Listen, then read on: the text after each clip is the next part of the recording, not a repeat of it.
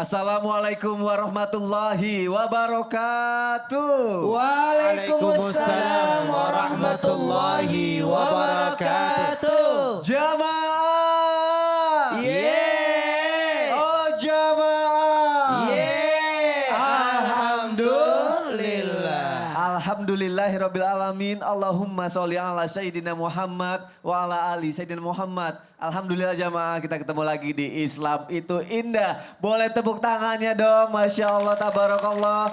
Kita semangat belajar pagi hari ini ya. Masya Allah, senang banget loh ketemu lagi sama guru-guru kita yang Masya Allah sangat kita cintai karena Allah. Senang juga nih sama calon-calon penghuni surga. Amin, ya Allah amin. Makanya kita belajar banyak pagi hari ini ya. Tapi sebelum itu seperti biasa ada tayangan nih yang mau aku kasih lihat ya. 2025 dilarang import bahan pangan. Kita lihat tayangannya silakan. Menjelang awal tahun 2025, Zulhas menyebut skenario swasembada pangan semakin rinci digarap pemerintah. Sejumlah fokus bahasannya adalah penentuan harga dan penyerapan produksi pangan dalam negeri. Zulhas merinci larangan impor pangan akan dimulai pada bulan Januari 2025, yakni larangan impor gula, garam, beras, dan juga jagung. Di sisi lain, rapat ini akan membahas koordinasi pemenuhan pangan dari kontribusi kementerian lain seperti Kemendagri. Para kepala daerah di sejumlah wilayah akan diminta untuk membuat lahan irigasi yang akan dibangun pada tahun 2025. Wah, dilarang import bahan pangan ternyata ya. Kenapa Bu? Ibu berdiri ada yang mau diomongin? Ada apa? Makanya Mas Soni harus percaya dengan makanan Indonesia, produk Lokal gitu. Produk lokal ya. Tuh Ustadz lagi ngomongin import lokal apa segala macam. Tiba-tiba saya dibilang makanya Mas Soni katanya gitu. Dong. Apa? Ini namanya ibu yang lapang dada. Lapang dada. Lapang dada menerima apa aja. Oh, apalagi Iya. kabar baik sama kabar buruk gitu ya. Oh iya. Contohnya seperti apa Ustadz? Coba mohon Oke, penjelasannya baik Ustadz. kita bahas ya. Kita Dengan dengerin ibu ya. siapa? Dengan ibu siapa? Saya dengan Bu Yanti. Bu Yanti. Dari Pekalongan. Masya Allah dari Pekalongan. Ya udah kita dengerin Ustadz Maulana ya. Gimana caranya sih kita bisa berlapang dada menerima kabar baik, kabar buruk gitu ya. Iya, terima kasih. Silakan Ustadz Maulana. Oke. Duduk. Silakan duduk Ibu. Izin Saya Habib minta dan mic-nya boleh ya. Ustaz. Terima kasih. Bismillahirrahmanirrahim. Allahumma salli ala sayyidina Muhammad ala sayyidina Muhammad. Kita harus bisa menerima kabar baik maupun buruk dengan lapang dada. Dan jangan banyak berkomentar agar bisa menjadi berkah untuk kehidupan kita. Mohon izin tanpa menggurui hanya mengingatkan buat kita berlapang dada menerima setiap masukan, ujian atau apapun. Dalam hal ini kita bisa menjadi orang-orang yang tahu nggak jemaah? Pemaaf, menerima, ridho, banyak syukur. Itulah orang-orang yang lapang dada, berbaik sangka. Kemudian mohon maaf tanpa menggurui lagi buat kita ini. Sehingga ketika apapun yang menimpa dia, baik itu berita baik maupun berita buruk, disikapi dengan baik. Bukan disikapi dengan panik. Ya, mohon maaf kalau ada masalahnya tapi hatinya lapang, semua masalah jadi mudah. Oh, dilarang impor. Oh, berarti bagus. Berarti kita mengambil kesempatan untuk produk-produk lokal itu lagi dinaikkan. Apalagi namanya swasembada pangan yang lagi digalakkan oleh pemerintah. Bagaimana kita banyak-banyak untuk apa? Menaikkan semua produk-produk dalam negeri. Tepuk tangan dulu dong. Tepuk tangan, Masya Allah. Jadi itu sebenarnya bagus buat kita juga. Ya Bu ya? Bu, mau kasih orang atau kasih keluarga? Keluarga dulu. Orang-orang di sekitar kita kan butuh. Di Pekalongan Bu apa? Apa penghasilannya? Nggak jawab dia. Batik. Iya. Batik. Batik ya naikkan. Jadi itu sehingga ketika ada terjadi seperti ini tidak panik. Karena kenapa? Selalu ada solusi bagi orang yang berlapang dada. Masya Allah, insya Allah semuanya tidak kekurangan ya Ustadz ya. Iya, Masya Allah. Gimana kabarnya? Sehat? Alhamdulillah, doain ya. Iya, pada kangen jamaah. Iya, Ibu kangen gak sama saya? Senang gak saya ada di sini lagi? Saya juga Masya Allah, tepuk tangan untuk Islam itu indah dong. Pagi ini kita mau ngomongin maksiat ya. Maksiat itu baik apa enggak? Macam-macam maksiat tahu apa enggak? Langsung diam semuanya. Kalau maksiat batin tahu apa enggak? Yang di rumah tahu enggak maksiat batin apa?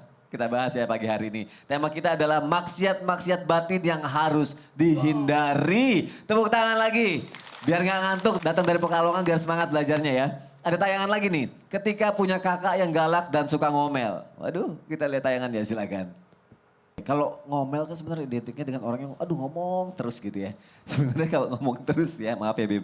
Itu termasuk maksiat batin apa enggak Bib? Terus ngebedainnya gimana omongan yang sebenarnya ada manfaatnya sama enggak gitu Bib?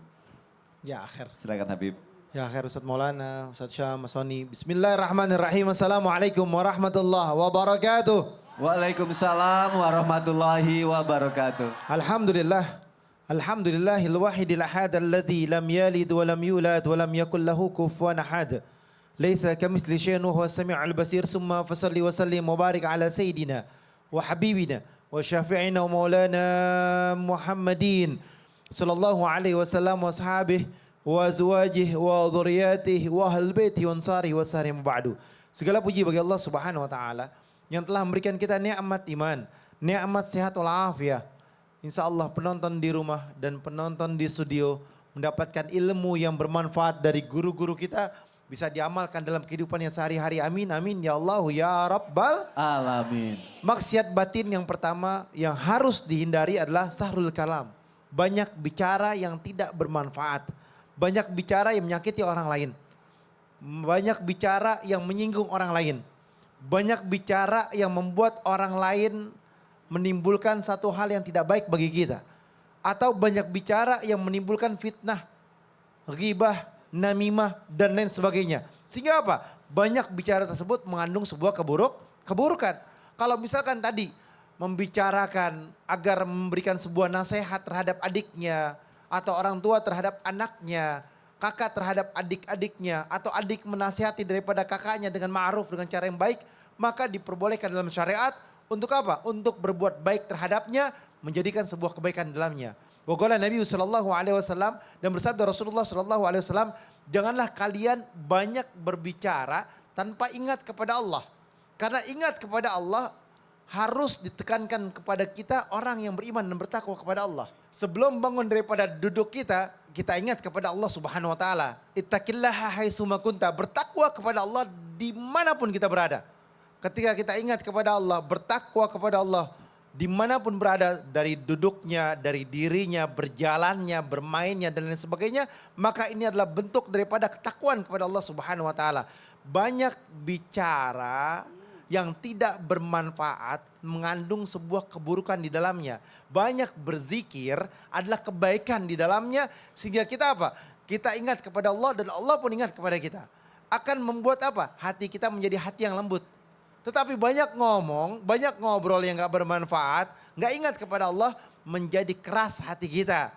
Dan kita menjadi hamba yang jauh daripada Allah dan jauh daripada Nabi Muhammad SAW. Sehingga hati kita menjadi hati yang keras. Kalau hati sudah keras, karena tidak pernah berzikir kepada Allah, tidak bersalawat kepada Nabi Muhammad SAW, maka sulit untuk mendapatkan ilmu. Sulit untuk dinasehati, sulit untuk mendatangkan sebuah kebaikan, sulit untuk mendengarkan kalimat-kalimat yang baik masuk kuping kanan hanya keluar kuping kiri. Oleh karena itu, dekatkan diri kita kepada Allah, banyak bersalawat dan banyak berzikir, sehingga apa? Sehingga hati kita menjadi hati yang lembut, manusia yang bisa mengintrospeksi dirinya menjadi jauh lebih baik.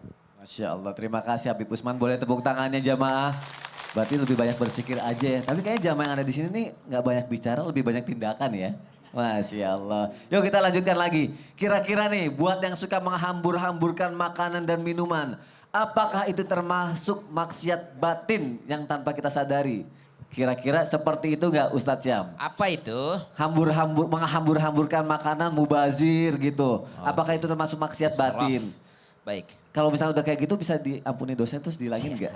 Silakan Ustadz. Terima kasih Mas Soni, tabi guru kami Ustaz Maulana Habib Utsman, serta guru-guru kami melakukan Allah Subhanahu wa taala Al-Quran surah Al-A'raf ayat 31. أعوذ بالله من الشيطان الرجيم Allah. يا بني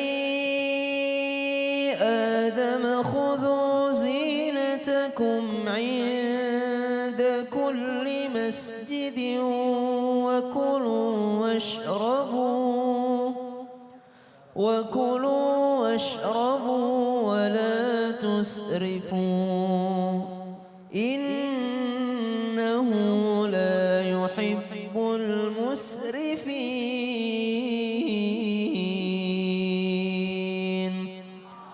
Wahai anak cucu Adam, ambillah pakaianmu, pakailah perhiasanmu setiap kali engkau ke masjid dan makan serta minumlah. Makan minum, silahkan makan minum kata Allah Subhanahu wa taala. Tapi syaratnya wala tusrifu, jangan berlebih-lebihan. Innahu la yuhibbul musrifin. Sesungguhnya dia Allah tidak mencintai, tidak menyukai orang yang berlebih-lebihan. Maka sesuatu yang perlu dihindari atau bahasa kita maksiat. Apa itu maksiat? Sesuatu yang mesti kita tidak lakukan atau sesuatu yang kita hindari. Apa itu? Yakni yang kedua, terlalu banyak makan. Terlalu banyak makan. Kalau yang pertama tadi terlalu banyak bicara. Kalau selanjutnya ini banyak makan. Banyak makan yang seperti apa yang dilarang oleh ulama kita? Karena mencontoh baginda Nabi SAW. Yang pertama, banyak makan sehingga tidak memperhatikan lagi mana halal, mana syubhat, mana haram. Ya, yang penting kenyang, tidak peduli lagi ini syubhatkah, ini haramkah, ini halalkah, karena lapar udah makan aja semuanya. Maka ini yang dilarang, banyak makan tapi tidak jelas. Yang kedua, banyak makan sehingga lupa haknya orang lain. Ada itu orang berlebih-lebih makanan, bungkus, datang kondangan. Kalau kata Ustaz Dasat, Columbus, kelompok ibu-ibu pembungkus. Ya Allah. Datang kondangan, datang pengajian, dibungkus. Kenapa? Tidak peduli haknya orang, padahal masih banyak tamu yang lain. Banyak tamu yang belum makan, banyak peserta pengajian yang belum dapat jatahnya. Subhanallah, dia bungkus subhanallah, dia tidak peduli haknya orang lain. Yang mana lagi? Yang ketiga, yang banyak makan yang dimaksud yang tidak boleh, yang maksiat batin ini adalah mereka yang makan tanpa memperdulikan adabnya baginda Nabi SAW ketika makan. Lupa basmalah, adab tuh. Lupa pakai tangan kanan, lupa untuk duduk, lupa untuk bermajelis dengan berlapang-lapang dalam majelisnya, lupa untuk mengambil yang terdekat. Karena dia tidak peduli lagi dengan sunnahnya Nabi, ambil yang paling jauh, lupa al-basmalah. Memang tidak berdosa, tapi tidak berberkah. Kenapa efeknya daripada banyak makan ini maksiat batin ini? Tentu saja tidak disenangi sama Allah karena berlebih-lebihan. Yang kedua, seneng gak lihat orang rakus? Enggak. Subhanallah. Cepat banget lagi jawabnya. Ya, sehingga ada ulama menyarankan begini, kalau kau makan di rumahnya orang miskin, undangan orang miskin, habiskan. Kenapa? Seneng dia, kita makan makanannya, kita hargai. Tapi kalau kau makan di rumahnya orang kaya raya, sisakan sedikit. Nah, kenapa? Supaya kau tidak jatuh harga dirimu. Oh gitu? Ya, kalau makan rumah orang kaya kau bungkus, oh jatuh harga dirimu. Ya Allah. Masya Allah, terima kasih Sasyam. Tepuk tangannya dong, Masya Allah. Boleh makan tapi sesuai apa yang disebutkan tadi sama Ustadz Kem ya. Asalnya banyak gitu ya. Jamaah jangan kemana-mana, pembahasan setelah ini semakin menarik. Makanya tetap di Islam itu indah. Jamaah oh jamaah, alhamdulillah.